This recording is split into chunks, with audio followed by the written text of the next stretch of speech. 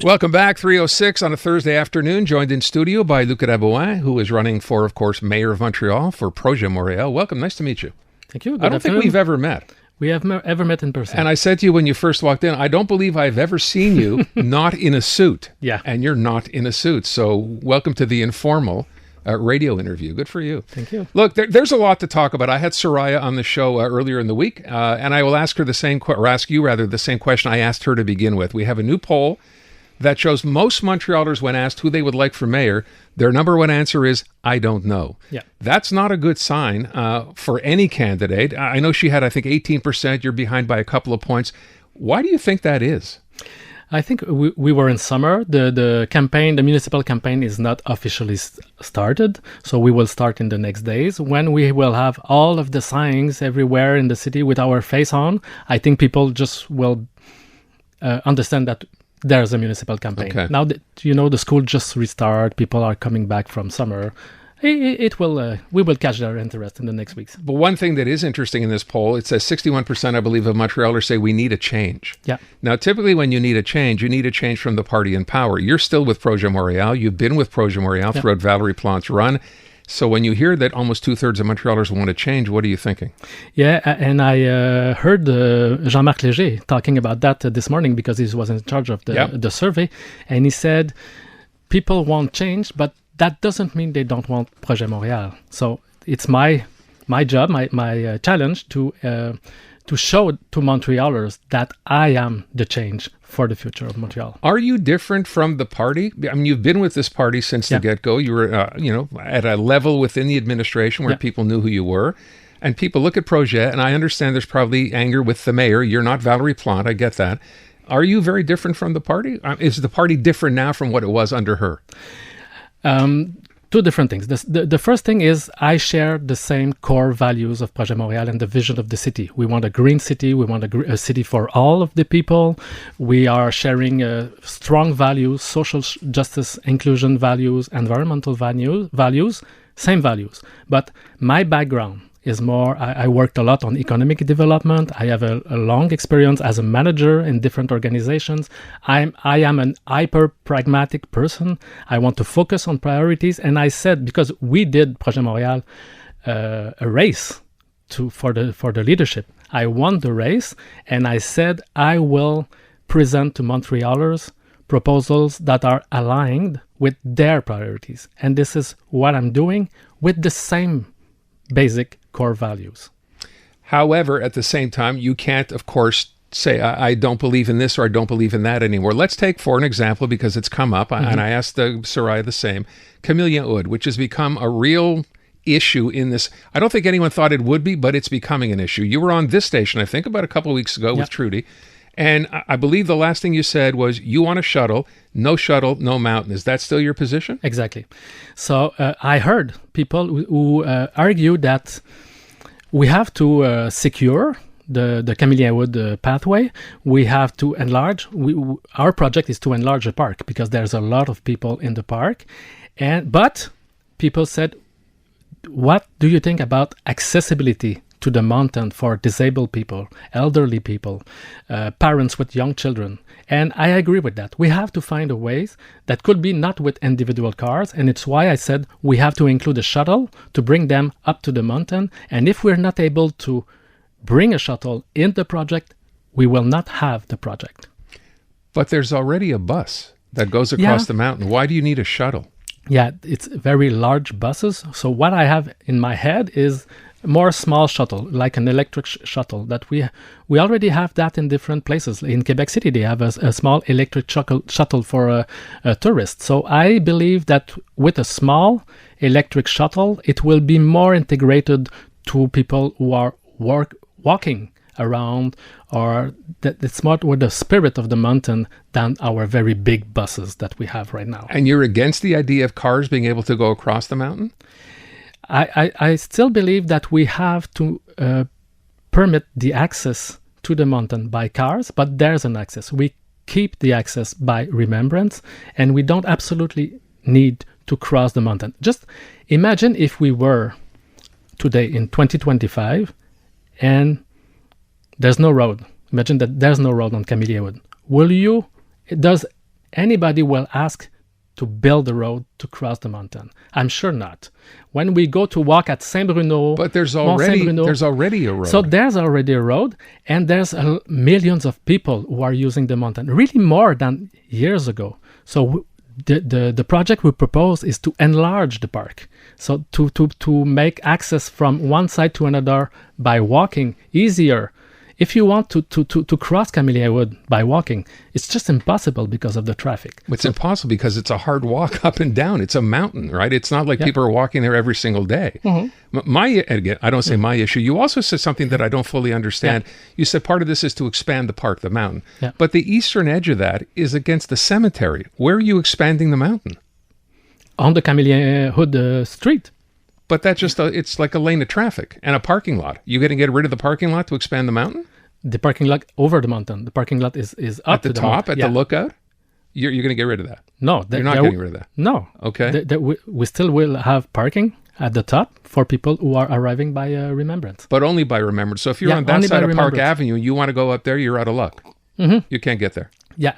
But one thing that we are thinking about is to include parking on Park Avenue. You know, Park Avenue in front of the mountain is so large and dangerous because people are riding very fast. We can add parking at the bottom of the mountain and bring people by the shuttle up to the mountain from this side. Okay. I will ask, and I want to move on. The idea, a lot of people still remember, of course, the consultation that the city had, the OCPM, and, you know, the big black mark against Valérie Plante is Montrealers told you they did not like this idea, yet the mayor went ahead and said, I'm sorry, too bad, we're going to do it my way. Did you agree with that? You were part of this administration when that happened. Yes. You know, the consultation, the role of the consultation is to be sure that we hear all different voices to make the decision at the end. And the report from the OCPM regarding Camillien-Houde, because this is the topic right now, had a lot of recommendations that could be in contradiction. We cannot make... Soraya Martinez Ferrada proposed to keep the road for cars. And she said at the same time, she will make it more safer for pedestrians, for cyclists, for everybody. Okay. She will do everything and she will green it, but it just doesn't work when you measure. When you try to do it in reality, it doesn't work. She will have to make choices. If she wants to make it safer for people. Yeah, but I asked you about the consultation and the fact that, you know, people said one thing and the administration did something else. People look at that and go, well, what's the point of a consultation if you're going to do whatever you want to do anyway? Yeah, but there was not only one recommendation on the report of the OCPM, and we decided to follow a large part of the recommendations. But not the overall majority of what... But not all of them. Okay. Let me move on. So a couple of things. Number one, I want to play this clip for you. This is one of my favorite little things with Valérie Plante. She was in studio with me, and one day we talked about this, and she said this. We're doing Cavendish for sure. So, are you doing Cavendish? Cavendish, you know, we worked on that for years. Yeah. You know that? And it's a very complex issue because there's a railway. It's very big infrastructure project that will cost millions of dollars because we have to find a way to pass over or go under. Yeah, understood. Yeah. So we have to choose what we will do, what is the better thing to do, and we're still working on that. And I'm not sure that this is the best way to do... I know that the issue is to pass from north to east. Yeah. And we still work on that, but I'm not sure that this is Cavendish that we have to do to make this. What about the Hippodrome, that development that's been sitting empty for so long? What is the plan for this thing? The province gave it to the city and the city's been sitting on its hands. What are you going to do? We have a plan of 10,000 units. All of that will be housed out of the market units. And the big challenge for Namur Hippodrome project is that there is no infrastructure, no water, no sewage, no streets. And we are discussing with Government of Quebec and Canada, and we had their commitment to do all the specific studies to be sure we know how all the infrastructure we have to put in place. And we are discussing with them, and I hope we will have an announcement in the next days that we will have a partnership with all the level of government to finance the infrastructures. And that will allow the development of the I was going to say, it's been 15 years. It's, and we're talking about this now as if this is something that's actually going to come to fruition. So I understand that, but you know that infrastructure is very costly, and we cannot do it alone in the city. I think when this first came up, we said, look, I understand there's no infrastructure there, but take a private developer, make it easy enough for someone to go in and say, we'll spend the money if you allow us to have a break. It's never happened. Yeah, but nobody. It doesn't work. The private developer will not be able to pay all the infrastructure. But the federal government's giving you money. Anyway, we'll leave that there. That's fine. We're there and we find a way to do it, and we just have to finalize the agreement. There was a report this week, another survey about people, I think an overwhelming people, or a percentage rather, of Montrealers who find the city is less safe than it was only 5 years ago. You talk to people who go downtown. People are not happy with how downtown looks. I know you had an announcement, I think just today or yesterday. What do you say to people? I mean, that's a pretty bad look for Montreal to say, you know what, I don't feel safe in my own city. I've talked to downtown merchants on this show who say it's a mess down here and the city is doing nothing about it. What are you going to do? If you remind 4 years or 5 years ago, we had problems with the fire gun. There were a lot of attack and fire, des armes à feu. Arson, do you mean? Les armes à feu. Les attaques avec des armes à feu. Fire guns. No? You mean robberies? Is that what you're talking about? No. What are you talking about? Fire guns. Fire guns. There was a problem in the east of Montreal and everywhere, and this was the major issue. Right. We resolved that. So now, it's really better. Okay. Now from 5 years ago. But you're right that downtown Montreal, with the crisis, the cries of homelessness and vulnerability, there's a lot of people there that are in a very, very hard situation. Sure. And we are not used to that in Montreal and even in Canada. And now we have this reality, not just downtown Montreal, in a lot of cities in Quebec. Yeah. So what I said is that we have to do more things, and I already proposed different things regarding housing, because the city of Montreal doesn't offer mental health service. This is a responsibility in Canada. It's a provincial responsibility. So we will need help, but we will do more for building homes. I already announced 1,000 units to keep people out of the street, to give them a temporary house before they have a permanent apartment. Okay. So this is something we can do. But why wasn't this done before in your administration? You're talking about this now. People say, wait a sec, you had 7 years, 8 years to do this. You never did it. Why now? Yeah, we did a lot of things in the last years regarding housing. We were the first administration saying that there was a crisis in housing. We are at the level of government that has the less resources. We did a lot. We will do more. But I just have to say that the candidate for Ensemble Montréal was at the federal government. She was parliamentary secretary for housing at the level where they have millions of dollars. So are you blaming the feds for not giving the city enough money? No, I don't blaming the feds, but I just said, when you were at this level with all these resources and you come at the city and you propose to resolve the problem, I question that. As in, why didn't you do it then as opposed to do it now? How you did not resolve the situation when you had the money to do it, and how come you will do it at the city of Montreal when we have very low resources? But is that part of that responsibility, the provincial government's responsibility as well? Yes, because it's a shared responsibility housing. So federal government has the more resource, Quebec government has resources, and the city of Montreal also. And we every time there's a social housing project funded by the government, the city of Montreal, for every dollars coming from the government of Quebec, we put 40 cents. Every time. It's systematic. Okay. We're speaking with mayoral candidate Luc Rabouin from Projet Montreal. So we covered a couple of topics. Thank you for sticking around, by the way. I appreciate that. It's a pleasure.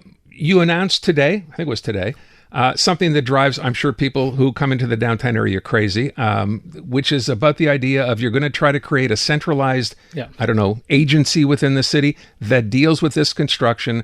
But my first question is, I heard Valerie Plante make the exact same promise 3 years ago, 4 years ago. Oh, we're going to clean up. There won't be any cones lying around if they're not being used. It never happened. What's different in your proposal? What is different is we are inspired by New York City.